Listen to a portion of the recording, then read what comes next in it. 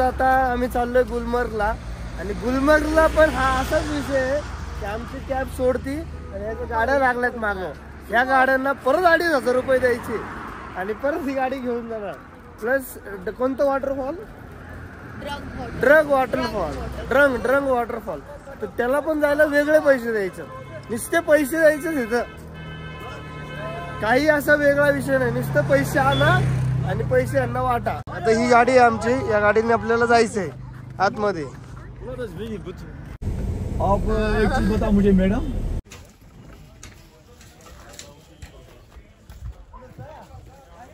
बनी दिसते का? बनी दुकानात गेली.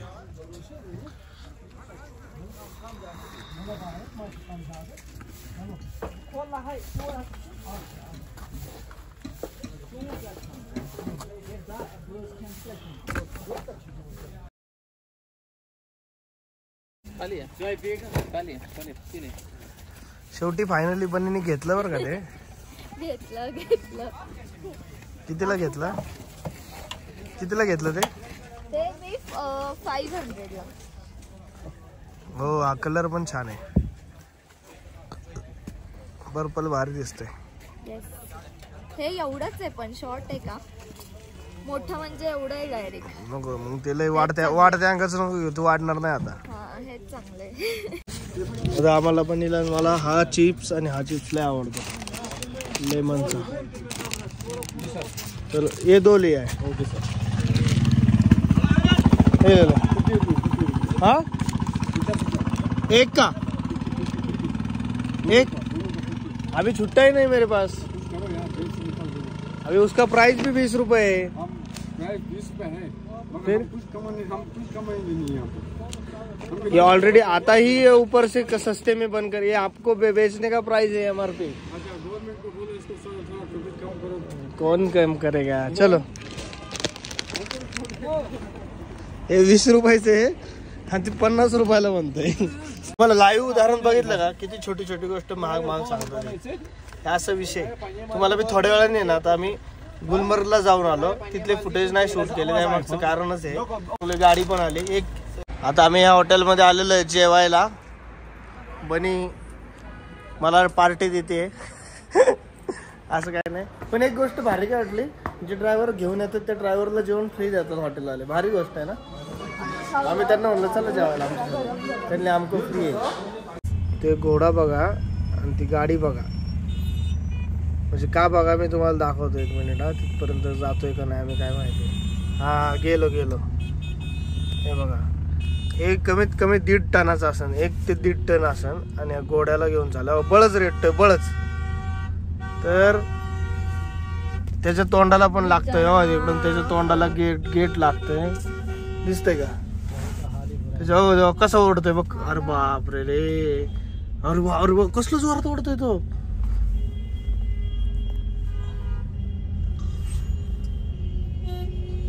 म्हणजे बळच.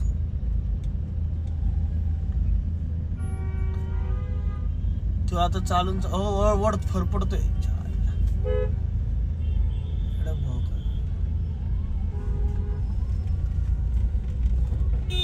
ॲनिमल राईट्स वाल्यांनी बघितला पाहिजे हा व्हिडिओ आहे ना. ॲनिमल राईट्सला पाठवा हा व्हिडिओ आणि करा कंप्लेंट त्याच्यावरती. गाडीचं काय नंबर नाही त्याला. गाडी हातगाडीला कुठे नंबर असतो.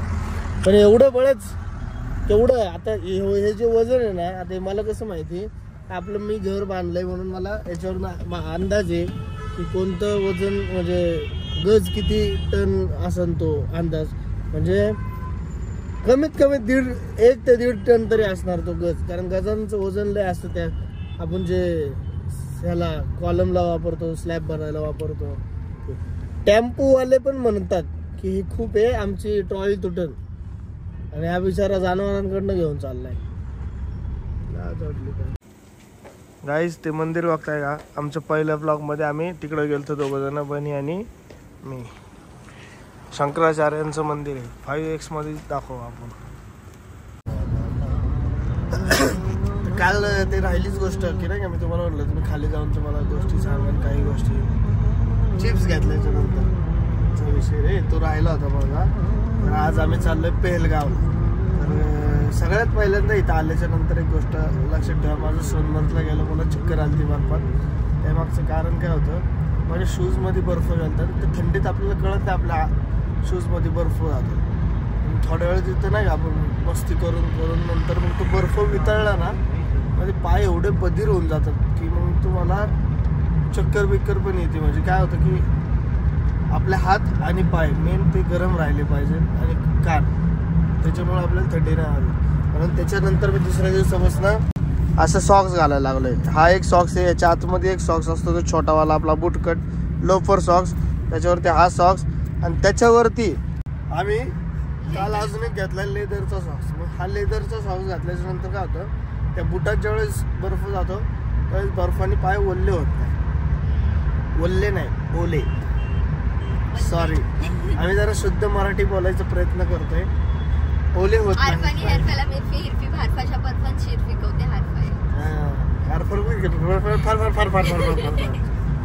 मला येत नाही फार त्याला भाषा शिकवणं चाललंय जाता. मी म्हटलं ही भाषा तू पण शिक. हे लोक जसे ह्यांच्या लँग्वेज मध्ये काहीतरी आपल्याबद्दल बोलतात, आपण पण बोलत जाऊ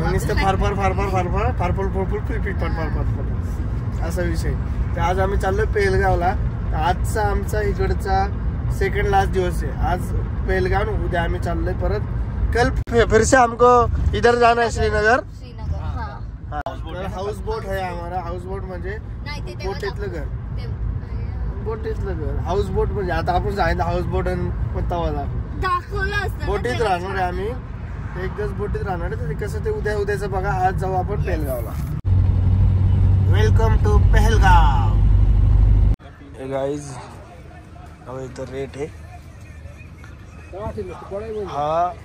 हा आणि हा. या तीन लोकेशनला जायला 3000 रुपये पर पर्सन बोलतात. पण 3000 रुपये आमची बनी द्यायला तयार नाहीये. म्हणजे दोघांचे मिळून 6000 रुपये म्हणते. आणि बनी एवढी डेंजर बार्गेनिंग करते की दोघांचे मिळून म्हणते 1200. अरे लेके ही जाएंगे, ऐसा कुछ नहीं है. ये हमारे दोस्त है, ये दोस्त है, लेके जाएंगे हम.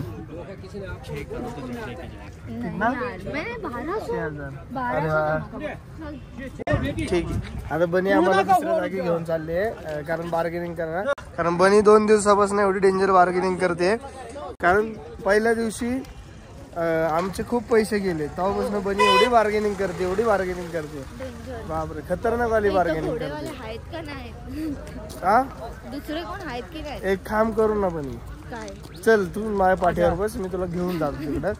बेताबी आली सगळं दाखवतो. असं घेऊन जातो ते, असं घेऊन जातो. हे आमचे ड्रायव्हर इरफान भाई. असा विषय आहे सगळा. तर काय विषय नसतो एवढं. आता ऍक्सिडेंट झाला असता माझा. आजीवा कसे बसले टुपुक टुपुक टुपुक टुपुक टुपुक टुपुक टुपुक टुपुक.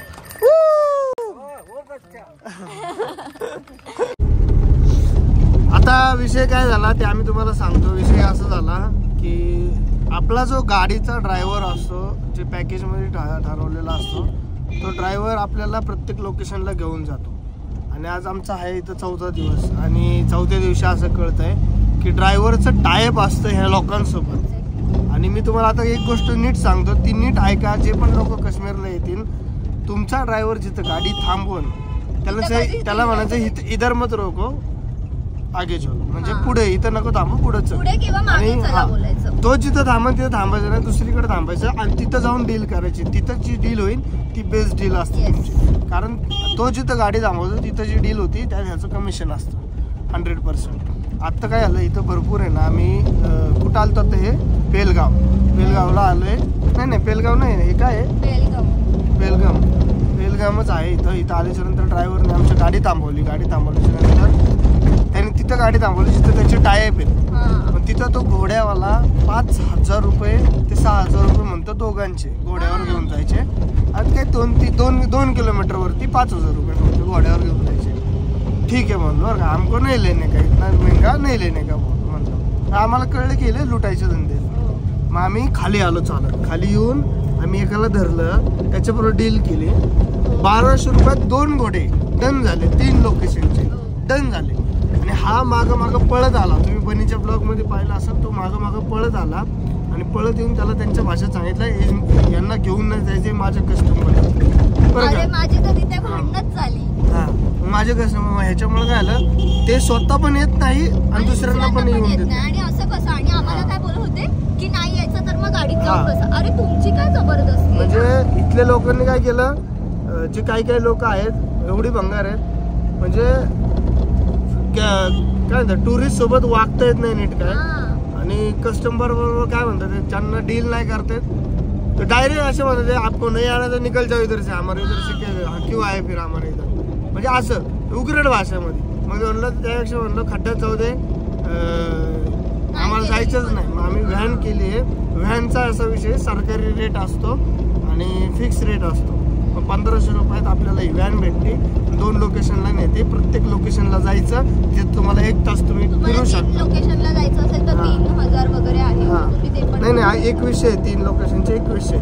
प्रत्येक लोकेशनला 1 तास भेटतो आणि त्या 1 तासाचे तासातच फिरायचं. प्रत्येकाचे वेगळे, म्हणजे सुमो कारचे वेगळे, प्रत्येक कारनुसार आहे. तर मला वाटतं की कोणती पण गाडी केली तरी तुम्ही तिथंच पोहोचणार आहे, त्याच्या व्हॅनच करा.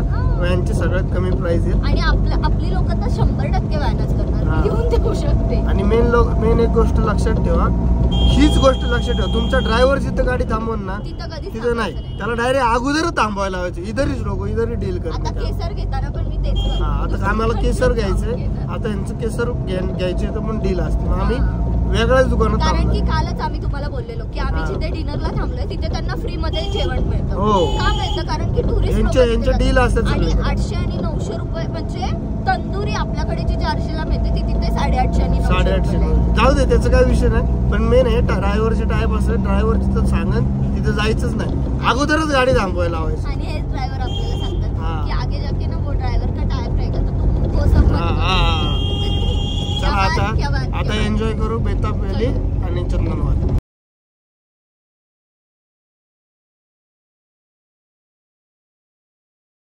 गाईज, ज्या गोष्टीची आम्ही फायनली वाट बघत होतो काश्मीर ट्रिपची, तर ते आता होतं. इथं काय होतंय माहिती आहे का तुम्हाला? इथं स्नोफॉल व्हायला लागलेला आहे आणि इकडे आल्यामुळे आम्हाला जरा बरं वाटतंय. बनीला इथं आल्यापासून एकच गोष्ट पाहिजे होती, स्नोफॉल. आता इथून सुरुवात झालेली आहे, आता थोडी तर आता हळूहळू वाढणार आहे. आता मजा बघा. ही गोष्ट काय बोलतात, लकीली मिळते सगळ्यांना, त्याच्यामुळे मी तर खूप जास्त हॅपी आहे. Thank you for my nature. No thanks to God, पृथ्वीचं नेचर. माझं नेचर तर चांगलंच आहे. प्लीज यार, प्लीज एकदा मस्ट विजिट दिस व्हॅली. कारण की तुम्ही बघू शकता इथे मस्त स्नोफॉल होतोय आणि हेवीवाला होतोय. छान, खूप भारी वाटतंय.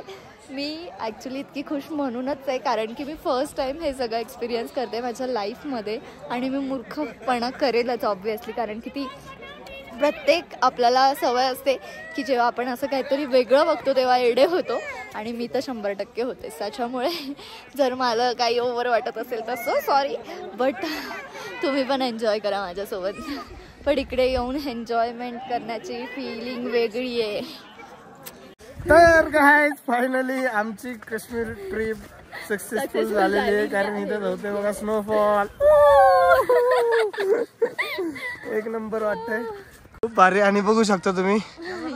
आणि आता थोडासा नाही रे, जास्तच आहे. थांबा, झूम मध्ये दाखवतो तुम्हाला स्नोफॉल काय. ए बघा केवढा दिसतोय, इकडं पण जास्त दिसतोय, हे डोंगरावर पण दिसतोय. आणि बनी तर लय खुश आहे.